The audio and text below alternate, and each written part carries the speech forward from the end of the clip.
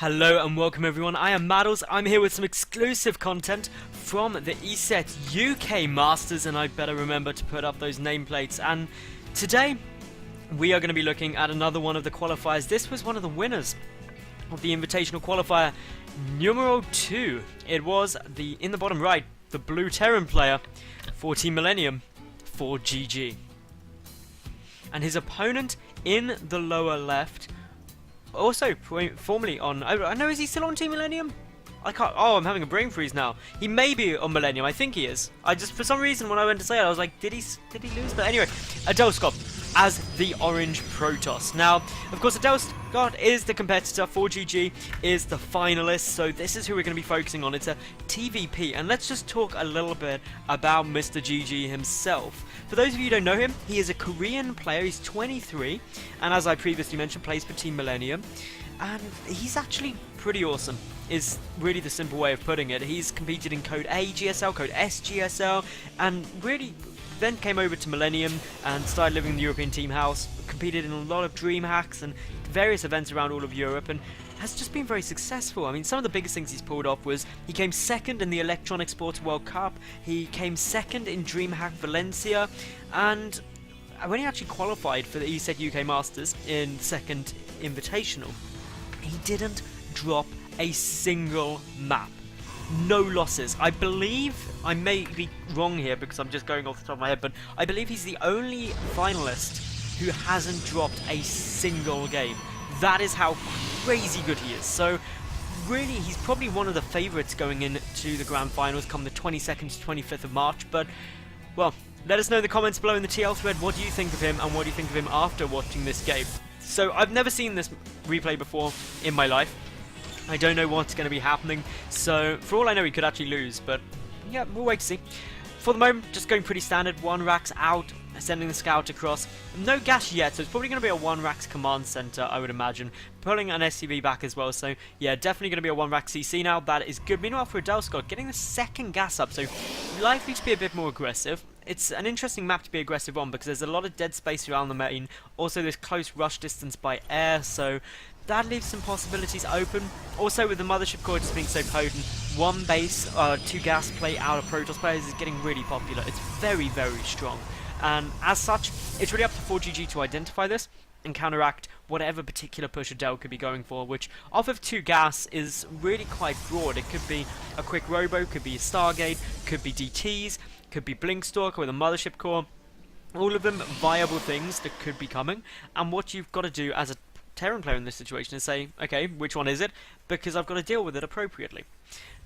All in all though, I am super excited about what's going on, and of course, while we just wait to see what gets chucked out with the Mothership core just getting started, let me use this time to remind you, of course, all of this hype is for ESET UK Masters, covering all the finalists this week on this YouTube channel, so make sure that you subscribe and, of course, like the video. Basically, it's to give you, the viewer, a better indication of what the finalists are like, who, if you were a bit undecided, you want to root for, and then just make sure you tune in live 22nd to 25th of March. You can find all the details, ESETUKMasters.com. And I'll be casting it along with Jorisar and also Lurlian, and possibly some other people too. We'll just leave that to a mystery for the moment, because I'm recording this in the beta and I don't know which ones have been announced. So, of course, in the TL thread and everything, there's going to be a master TL thread as well for all of the events, so you should check that out, because then you can talk about just the event as a whole, as opposed to just these hype-up videos, which I'm hoping you're all enjoying. I'm loving making them. If nothing else, it's giving you great research on knowing what all the players are liking to do for the time being. So Adel has the Twilight Council coming up. The Mothership core is also somewhere. Where we go? There he is, on its way through.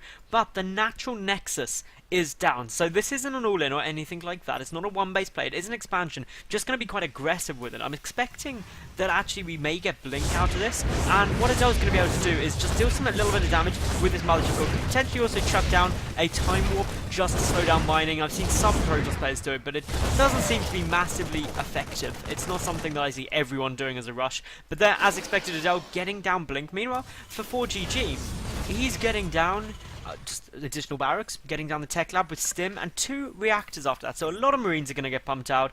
A good stim marine marauder force is very potent indeed, and it's also pushing forward now in order to take this watchtower, and that can be a little bit dangerous for Adel if he doesn't realize that these stalkers are just approaching. If these stalkers get caught by the marines, it could be a little bit problematic, but does instantly react to that, and that is very good control. You can now just be very, very careful. The marines are just always going to be coming at you though, and even though you've got a good number of stalkers, you've got to be careful, and all ForGG is trying to do now is take the map control and delay this push. But Blink, it is about a third done. These marines, these stalkers are still dueling it out for the moment, and the stalkers will come off better short term. As long as they get back and get their shields back up, it won't really matter.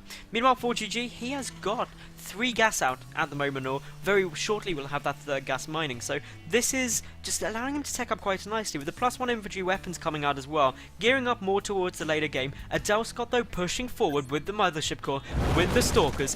He is just going to be trying to end this game quite quickly, but it's not due to this natural nexus and all in or anything of those thoughts. It's all about just being quite aggressive and losing the mothership core there, which is a massive loss, because that mothership core grants the vision of the high ground. It would have allowed the stalkers to move up, negate this force down here, really forced ForGG to attack at different angles. But without that vision now from an air unit, that means that Adel Scott is just going to have to wait or push up the front.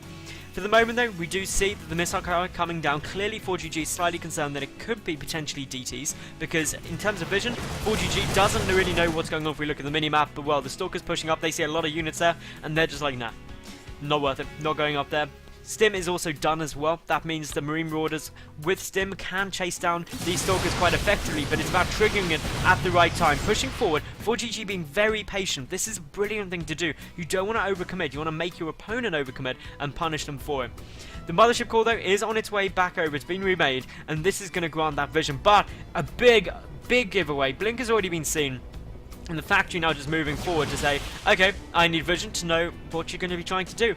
And it's fairly obvious to ForGG now that the blink is going to come up in, but he's keeping the units to the front in case it's just a bait in order to try and deposition him. But these stalkers go up. There they go. ForGG pulling back a lot of those units, and the thing that Adel has to be very careful of, his blink is on cooldown for a couple more seconds. It is going to take a lot of damage here. Good push forward. A couple of stalkers stay inside the main base of the mothership core as well, taking a lot of damage, but will be able to get back. Meanwhile, the 3rd base coming down for Adel Scott. This game really exciting, and as we can see, this blink play has been pushed back. Not much loss from ForGG at the moment. He's lost less than Adel by 125 resources, but still fairly close. There's a good blink trying to pick off those medevacs. Nothing in them though at the moment. This command center though could very well be forced to cancel. The units are trying to come back, and looks like ForGG will be able to save it for the moment. He's getting up more barracks behind this. The medevac count slowly rising, but the 3rd base for Adel just means they're on equal work. They're on equal bases. Their worker counts pretty much equal as well. And Adel just getting up at Templar Archives, teching towards getting some splash damage, storm out. Also the +1 infantry armor for the ForGG is coming out, and +1 Protoss armor is coming down for Adel. So upgrade wise, they're fairly close. A slight advantage for the Terran, but not by enough to make it absolutely game changing. So as we see now, ForGG, he is pushing into this. Those stalkers do have to be fairly careful. There is no concussive shells upgraded though, so that means that these stalkers will be able to get away. They can run a good forward blink there, trying to focus down the medevacs, because if you pick those off, the infantry has to be so cautious stimming and over stimming. But ForGG building the 3rd base now in his main. Adel apparently having a little bit of lag, which is unfortunate. I know a lot of people have with the beta client, but ForGG, just like LOL, they are of course friends. As far as I know, they know each other, that's for sure. So just a little bit of joking around, because ForGG is thinking that he is in a pretty good spot. He's ready to push up here. We see some emergency photon cannons coming down at the moment. Is ForGG going to be able to pump up through here? Storm is nowhere near complete, and these force fields can hold it off for a while, but will it be long enough? Because Storm is going to be essential to deal with this infantry force in order to try and kill it. So up we see ForGG heading towards that 3rd base, pulling back. He's trying to just get a good read. Is it down? The marine does spot it. That means that, well, that's free pickings, but it does allow the stalkers to come in behind. Are they going to go for that greedy blink forward and try and kill a medevac? They very well could. Are they just going to move up and save the blink from the micro? Yes, they will. Retreating out doesn't really do much damage. Meanwhile, ForGG morphing in that 3rd orbital command. The stalkers, the zealots trying to engage. A couple of sentries there. Some good force fields will stop the retreat, but as we're seeing, feedbacks go down on those medevacs. So many marines and marauders, and there's the GG, and the winner was ForGG. So what do you think?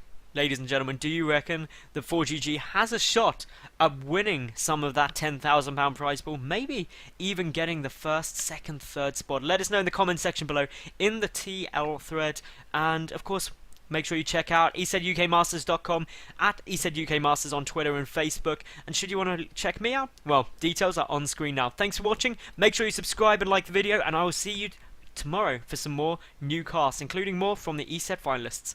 I'm Madals. Bye for now.